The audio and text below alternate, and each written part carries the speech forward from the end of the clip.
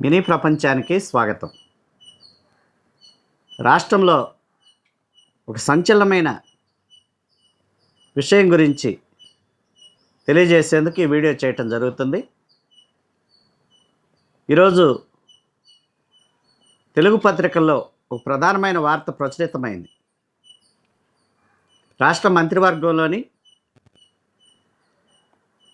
10 మంది మంత్రుల వద్ద పనిచేస్తున్న ఓఎస్టీలు ఇష్టానుసారంగా చెలరేగిపోతున్నారన్న ఆరోపణలతో ఆ వార్తను ప్రచురించడం జరిగింది. 10 మంది దగ్గర పనిచేస్తున్న ఓఎస్టీలు చివరకు మంత్రుల కంటే వారే ఎక్కువగా అధికారాన్ని చెలాయిస్తున్నట్లుగా, అనేక రకాలైన చాటుమాటు వ్యవహారాలన్నింటినీ కూడా చక్కబెడుతున్నట్లుగా ఆ వార్తా కథనంలో పేర్కొనటం జరిగింది. ఆ వార్త 100% నిజమేనని జరుగుతున్న అనేకమైన విషయాల ద్వారా తెలుస్తూ ఉంది. సీనియర్ మంత్రులుగా ఉన్నవారి దగ్గర కూడా పనిచేస్తున్న కొంతమంది ఓఎస్టీలు చాలా వివాదాస్పదంగా వ్యవహరిస్తూ ఉన్నారు. అనేక రకాలైన అవినీతి అక్రమాలకు వారు పాల్పడుతున్నట్లుగా బహిరంగంగానే చర్చ జరుగుతూ ఉంది. ఈ మధ్యకాలంలో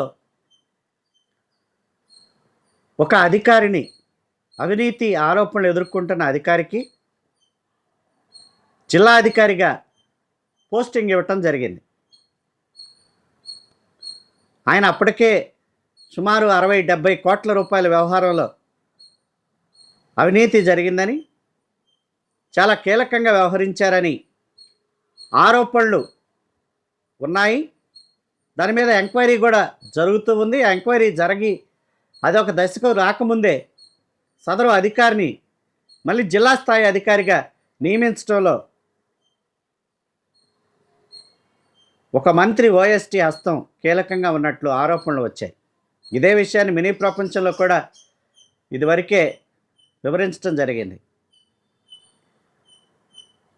ఎంతో కొంతకాలం ఆ పోస్టులో ఉన్నప్పుడే దీపం ఉండగానే ఇళ్ళు చక్కబెట్టుకోవాలన్న చందంగా కొంతమంది ఓఎస్టీలు వివాదాస్పదంగా ఉన్న కొంతమంది అధికారులను కూడా తీసుకొచ్చి పోస్టింగ్లు ఇప్పించటం, ముఖ్యంగా గత ప్రభుత్వంలో ఇష్టానుసారంగా వ్యవహరించి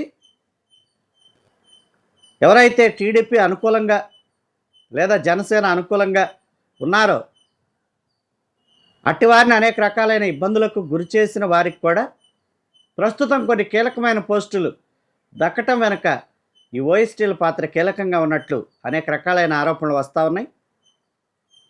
మరొక మంత్రి దగ్గర పనిచేస్తున్న ఓఎస్టీ ఇక అసలు ఎవరిని వదిలిపెట్టడు అనే నానుడి ఆల్రెడీ వచ్చేసింది.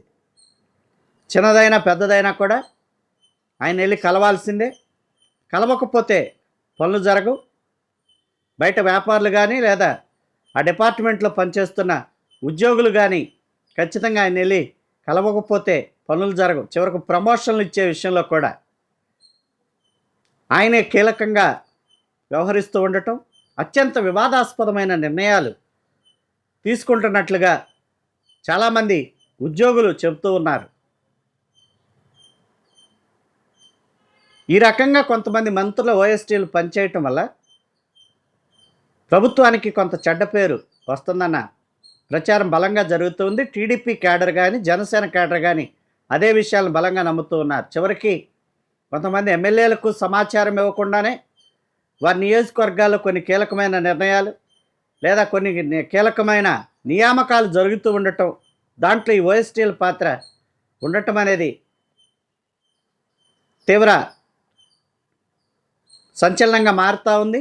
తీవ్రమైన వివాదాస్పదంగా కూడా మారుతూ ఉంది. ఈ నేపథ్యంలోనే కొంతమంది ఎమ్మెల్యేలే సీఎంఓకి సమాచారం ఇచ్చారని, వారి సమాచారం ఆధారంగా విజిలెన్స్ అండ్ ఎన్ఫోర్స్మెంట్ ఆధ్వర్యంలో, ఇంటెలిజెన్స్ ఆధ్వర్యంలో విచారణ నిర్వహిస్తే అదంతా కూడా నిజమేనని తేలిందని చెప్తూ ఉన్నారు.